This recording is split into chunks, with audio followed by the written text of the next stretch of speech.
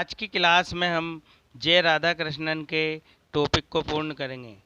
जैसा कि इससे पूर्व की क्लास में हमने जे राधा कृष्णन के शिक्षा के 9 उद्देश्यों के बारे में जाना था, जो कि निम्न प्रकार थे।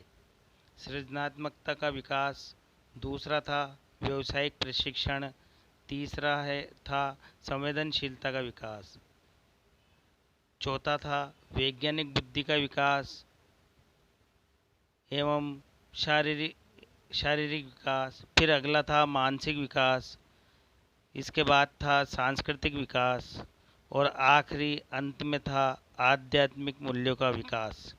इसके अलावा भी जे राधा कृष्णन महोदय ने शिक्षा संबंधी विचार निम्न प्रकार प्रस्तुत किए, जो इस प्रकार है। तो इस प्रकार हमने शिक्षा का अर्थ बालक में नवचेतना और उद्यमिता का विकास करना है। नवचेतना अर्थात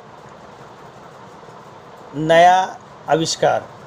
नवचेतना से यहाँ तात्पर्य नया आविष्कार और उद्यमिता से यहाँ तात्पर्य उद्योग व्यवसाय की भावना, जिससे कि व्यक्ति व्यवसाय कर सके और नए नए उपकरणों को अपनाकर। शिक्षा का अर्थ बालक में नवचेतना और उद्यमिता का विकास करना है। नवचेतना और उद्यमिता का तात्पर्य है सावधानी, सजगता, अवलोकन और स्वतंत्रता का अत्यंत ज्ञान प्राप्त करना है। कृष्णमूर्ति के अनुसार नवचेतना और उद्यमी मन का लक्षण है कि जैसे ही कोई समस्या उत्पन्न हो, वह उसकी प्रकृति का अवलोकन करे और उसका सामना करे और इसका समाधान करे। यह लाइन आपको नोट करने वाली है कि कृष्णमूर्ति महोदय ये चाहते थे कि बालक में ऐसी शिक्षा हो जिससे कि वह प्रकृति का अवलोकन करे और उसका सामना करे और उसका समाधान भी वह बालक स्वयं करे। इस प्रकार की शिक्षा को महत्व देते थे। शिक्षा का अर्थ बालकों में ऐसी क्षमता उत्पन्न करना है कि वे समाज की परंपराओं, रीति रिवाज, रूढ़ियों और अंधविश्वासों के साथ साथ अपने मन की गतिविधियों को सही देख सके। इससे उनकी दृष्टि स्पष्ट हो और वह संस्कारों व आदर्शों की मिलीजुली संस्कृति से स्वतंत्र होकर मौलिक परिवर्तन के द्वारा नवीन संसार की रचना में सहायता कर सके। और कृष्णमूर्ति महोदय ये भी चाहते थे कि मौलिक परिवर्तन के लिए शिक्षा की भूमिका के विषय में कृष्णमूर्ति ने कहा है, वास्तविक शिक्षा आपको मात्र संस्कार युक्त होने में सहायता नहीं करती है, अर्थात वास्तविक शिक्षा संस्कार ही प्रदान नहीं करती है, बल्कि वह दूसरे को प्रतिदिन जीवन की संपूर्ण प्रक्रिया को समझने में सहायता करती है। अर्थात डेली रूटीन की जो क्रियाएं होती है उनको समझने में भी सहायता प्रदान करती है, जिससे आप निर्विघ्न आगे का मार्ग प्रशस्त कर सकें और नवीन विश्व का निर्माण कर सकें। इसका तात्पर्य ये है कि जो डेली समस्याएं उत्पन्न होती है किसी भी रूप में, उन समस्याओं का ज्ञान प्राप्त करके उसको दूर करके आप नवीन विश्व का निर्माण कर सके। यही कृष्णमूर्ति महोदय शिक्षा का उद्देश्य मानते थे और नए संसार का निर्माण कर सके। एक ऐसा विश्व जो वर्तमान विश्व से एकदम अलग हो। ये एक ऐसा विश्व का निर्माण हो जो कि वर्तमान विश्व जो अभी चल रहा है, जो एक्टिविटी विश्व में चल रही है, उससे एकदम अलग हो। ये चाहते थे कि कृष्णमूर्ति महोदय। शिक्षा का कार्य परंपरा और आदत को सही अर्थों में जानना और अन्यथा का वध करना है। परंपरा का अर्थ यहाँ पर यह है अतीत का सातत्य और आदत का अर्थ है पुनः दोहराए जाने वाले कार्य सजगता से उत्पन्न नहीं होते हैं। सजगता आदतों को दूर कर देती है। शिक्षा का अर्थ है कि परंपराओं और आदतों से जकड़े हुए जीवन को मुक्त करें। अर्थात कहने का यहाँ पर यही तात्पर्य है कि जो परंपराएं बनी हुई आ रही है, जो रूढ़िवादी परंपराएं हैं उनसे विद्यार्थी को स्वतंत्र करना और जीवनधारा से एकाग्र होकर अर्थात जीवनधारा से जोड़कर अनंत जीवन का अनुभव करने में हमारी सहायता करे। इस प्रकार की शिक्षा होनी चाहिए। शिक्षा का कार्य बालक को सीखने की कला से अवगत कराना है। सीखने की कला से यहाँ पर स्पष्ट करते हुए कृष्णमूर्ति जी ने कहा है कि सीखने की कला का तात्पर्य दी गई जानकारी को अर्थात कोई भी जो जानकारी दी गई है उसको उचित स्थान देना तथा जो सीख गया है उसका न तो उन प्रतिमानों और प्रतीकों से बच जाना जिन्हें विचार करना होता है। अतः कला का तात्पर्य प्रत्येक वस्तु को उचित स्थान पर रखना, यही इन्होंने बतलाया है।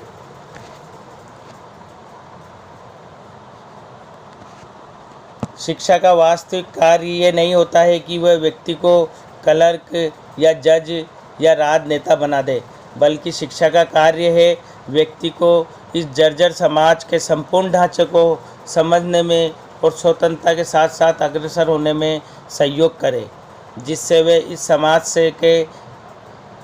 समाज से स्वतंत्र हो सके और नवीन संसार का निर्माण कर सके। वही बात जो पूर्व में बतलाई गई वही है कि नवीन संसार का निर्माण करने हेतु शिक्षा प्रदान करना चाहिए, जिससे कि रूढ़िवादी परंपराओं का नाश हो सके। एक ऐसा संसार जो अधिकार, भक्ति और प्रतिष्ठा पर एक ऐसा संसार जो अधिकार, भक्ति और प्रतिष्ठा पर आधारित न हो। यहाँ भक्ति, अधिकार अर्थात किसी के ऊपर अधिकार करना, ज़बरदस्ती उसको बात मनवाना, ऐसा नहीं होना चाहिए। सभी को स्वतंत्रता होनी चाहिए। भक्ति से तात्पर्य यहाँ पर यह है कि जो परंपराएं हमने पूर्व में मानी गई है उन्हीं का अग्रसर करके हम अपने कार्य को करें। इस प्रकार की भी भक्ति नहीं होना चाहिए। शिक्षा का कार्य न केवल बालकों को विभिन्न क्षेत्रों में मानव के महान प्रयत्नों से प्राप्त विशाल ज्ञान के भंडारों की जानकारी से अवगत कराना है, बल्कि उनके मन को उस बोध से उत्पन्न होने वाली परंपराओं के दबाव से मुक्त करना है, जिससे वह आविष्कार करने और अनुसंधान करने में समर्थ हो सके। अन्यथा हमारा मन मात्र तकनीकी ज्ञान से बोझिल होकर जस का तस बना रहेगा। ये भी इन्होंने एक शिक्षा का उद्देश्य बतलाया है। शिक्षा का बारे में और बतलाया गया है कृष्णमूर्ति महोदय ने कि शिक्षा का एक अन्य प्रमुख कार्य बालक में संपूर्ण उत्तरदायित्व का ज्ञान कराने में उसका सहयोग करना है।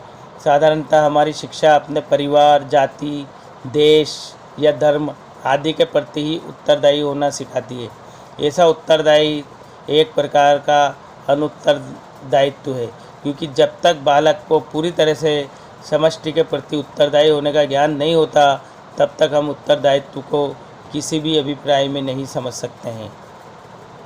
केवल दिमागी बोध, यहाँ बोध से तात्पर्य है ज्ञान, अर्थात केवल दिमागी बोध एक प्रकार का अज्ञान है और व्याकल तथ्यों का ज्ञान मानवीय समस्याओं को हल करने में सक्षम नहीं हो सकता। इससे ही प्रज्ञा का प्रारंभ होता है। प्रज्ञावान व्यक्ति ही ज्ञान का सही उपयोग कर सकता है। प्रज्ञावान से भी तात्पर्य यहाँ है कि पूर्व ज्ञान। अस्तित्व के साथ साथ हमारे क्या संबंध है, इससे समझना भी शिक्षा का ही कार्य है। अर्थात वर्तमान में जो अस्तित्व है इससे हमारा क्या संबंध है, इसको भी ये आध्यात्मिकता का ज्ञान के बारे में बतला रहे हैं। शिक्षा का कार्य है, क्योंकि इन वृद्ध संबंध की प्रज्ञापूर्ण जानकारी के अभाव में हम पर्यावरण को जहरीला कर रहे हैं। शिक्षा का कार्य व्यक्ति में असंतोष, सहज, स्फूर्ति एवं सृजन को प्रेरित करना है। बालक में जब तक गहरा असंतोष होता है तो उसमें सहज स्फूर्ति के सृजनता की जड़ है। अतः शिक्षक का कर्तव्य है कि वह बालक को कभी संतुष्ट न होने दे, उसे सदैव प्रेरित करते रहें, जिससे वह और खोज करे, और क्योंकि खोज का कोई अंत नहीं होता है। अर्थात यहाँ पर शिक्षक का कार्य बतलाया गया है कि शिक्षक बालक को पूर्ण रूप से संतुष्ट न करें, संतुष्ट तो करें लेकिन पूर्ण रूप से संतुष्ट न करें, और वह खोज में लगा रहे, उसकी जिज्ञासा बढ़ती रहे बालक की, और उसको, अर्थात कहने का अर्थ है कि बालक को एकदम फ्री ना करें, वह शिक्षा में लगा रहे और वह अनुसंधान करता रहे, उसकी जिज्ञासा बढ़ती रहे, उस विषय के संबंध में ज्ञान प्राप्त करने में, टॉपिक के संबंध में। ये अगला बतलाया गया है, शिक्षा व्यक्ति का केवल संस्कार युक्त होने में ही सहयोग नहीं देती, अपितु जीवन की संपूर्ण प्रक्रिया को समझने में भी सहायता प्रदान करती है। तो आज हमने कृष्णमूर्ति के शिक्षा के उद्देश्य के बारे में जाना था। अब आपसे एक अनुरोध है कि इन जो भी आपको वीडियो प्रोवाइड की गई उनके नोट्स बनाकर उनको याद करें, क्योंकि हो सकता है कभी भी आपके एग्ज़ाम की घड़ी आ सकती है।